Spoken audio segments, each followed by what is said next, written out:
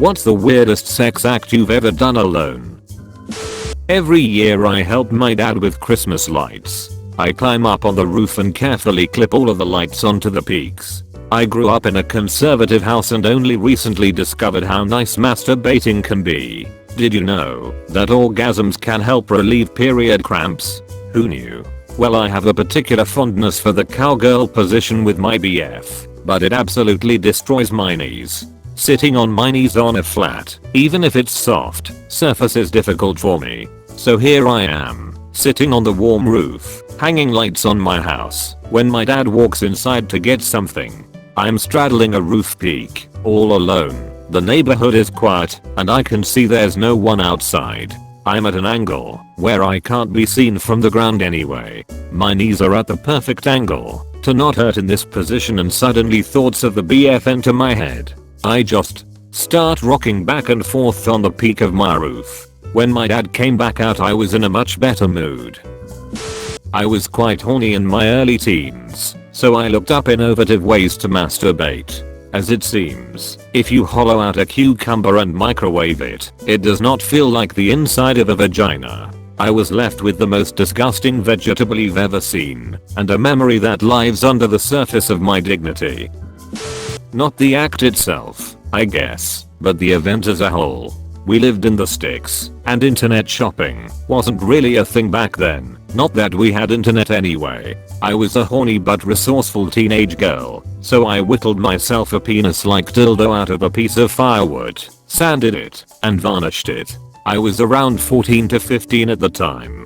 I tested it out once without a condom, and freaked out about the potential toxicity of the varnish. Then used a disposable latex glove, because there were no condoms in the house, and the thought of buying them was mortifying.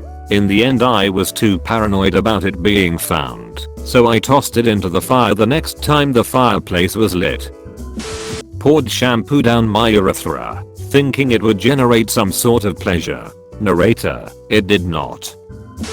Saw a thing in a hentai, decided to try it out, gave myself a UTN thrush. If you're gonna fuck a bottle, make sure to sterilize it first. In general, don't do what hentais do. You will almost certainly end up with either a UT, in some form of relationship with some form of demon, or you will be a sleeve at the end of the day.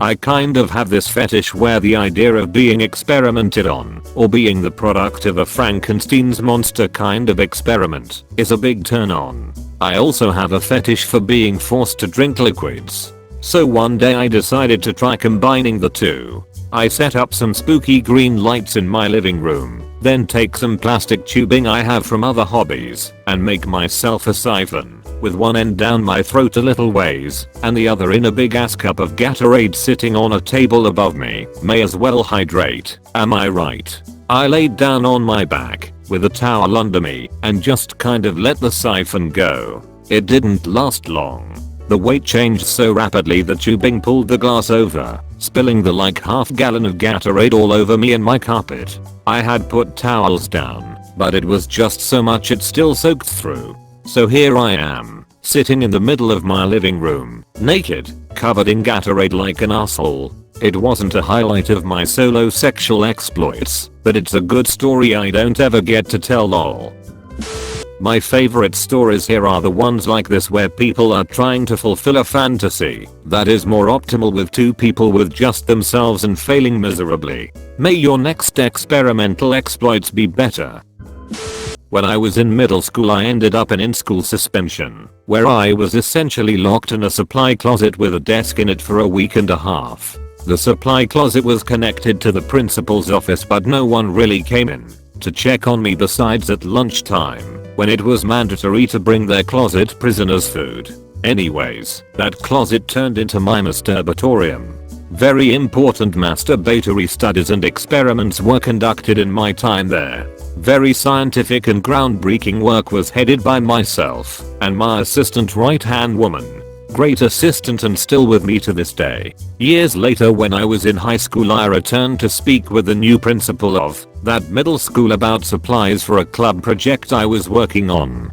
I went into the closet, where the desk was, to gather a few boxes she prepared for me. Lo and behold, I noticed, for the very first time, a camera trained right on the fucking desk. To this day I have no idea if that camera was there while I was in there. It's the exact same as the rest of the cameras in that school, so I feel like it has been. Made a fake vagina with a rubber glove, empty pasta sauce jar, a bath sponge and a rubber band. Then fucked it for weeks as a lonely teenager. This dude's so Italian he fucked a pasta sauce jar. Hope he's using protection. He might get the jar prego. My grandmother, bless her soul, was the sweetest, most innocent woman you'd ever met. She would stay with us sometimes and help out around the house. One year, for Christmas, she bought me a pack of hankies. Obviously confused, I wanted an explanation. She said to me that I need to use hankies to blow my nose into instead of all my clothes because she did the washing and saw all the crusty stains on them. I'm sorry, Grandma. I'm really sorry. Your grandma knew exactly what you were doing. Yep, she knows you're a handkerchief. One time when I was like 11, my PS2 controller glitched out and it just vibrated non-stop. That's all I'll say. And the rest is history. Tied my own legs to the bedposts behind my head, but I tied them too tight, so I had to cut myself out with a mechanical pencil on my nightstand. It took about 20, maybe more, like 15 minutes. Hey, at least you know you can escape with a mechanical pencil. If your legs are tied and you have a mechanical pencil nearby and you can spare 20 minutes. This fucking thread, man. I love it. I wrote a raunchy message to a girl on my phone, but didn't send it. I aimed my erection at the phone and made a deal with my dick that if it could get hard enough to reach the send button, the message would get on its way. And what happened? I sent it and then came and immediately felt regret. So I changed my picture to a photo of China and my username to a bunch of Mandarin nonsense and then spammed her a bunch of Chinese stuff to make her think I was a foreign spammer. 10/10ths comeback, my guy. I didn't think that would be possible. I once took a soup spoon up my bum, the handle, with some Vaseline lube on. After I had to throw out the spoon, I just couldn't look at it again the same way. Edit, change the trademarked Vaseline to lube as it was a regular sex lube. Imagine a mom making her prize chicken noodle with it SMH. I lived with university roommates, 3 other, at the time. Added number in brackets. Got so horny that I masturbated with a carrot and went to see my then BF with the carrot still inside me. 20 minutes bus ride just to be greeted by his mom at the door. Nope the fuck out to there even before entering his place. Edit. WAU, thanks guys. Honey, your GF stopped by. She left a pickled carrot on the doorstep and ran away. Once when I was a young teen, I wanted to know what my cum tasted like, but licking it off my hand seemed gross, so I jerked off into a Tostitos scoop and then ate it. It would take me years to realize that cum is both salty, but not that salty. The part that made me crack up was the trademark symbol at the end of Tostitos. That's just, I don't even know what to say, lol. Spent a whole day during school break lazy, in bed, seeing how many times I could ejaculate. The answer for 17-year-old me was 12 times. 44-year-old me has not yet repeated the experiment, but my guess is once. Dude, it's in the name of science. Cock fine, you convinced me. Edit, as of midnight, twice, but not trying especially hard.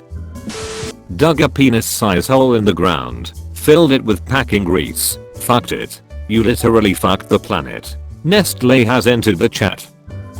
I used a soft fishing lure as a dildo and lotion as lube. Got super freaked out after I was really high and paranoid, so I called poison control thinking I was going to die from the chemicals on the lol. That customer service rep probably remembers that call every once in a while and cracks up thinking about it. I hope that in her darkest moments, she thinks to herself, at least I'm not sticking a fishing lure up my ass, and chuckles onward to a happier day.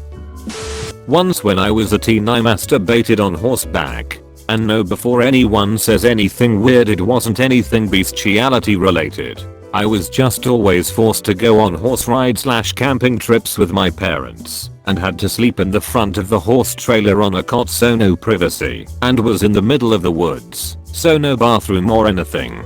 I was really horny that weekend for some reason, and so after we finished our group trail ride I said I was gonna ride more by myself and rode off into the woods. I rubbed one off up on top of the saddle really quickly, then rode back to camp like nothing ever happened. I'm so glad no one happened to come by. Hormones as a teen are insane. That horse was probably like, WTF she doing up there, and why am I having to stand here like this in the middle of nowhere? Lol. Taking the word back, quote horse Gerald to a whole other level. The end. Thanks for watching.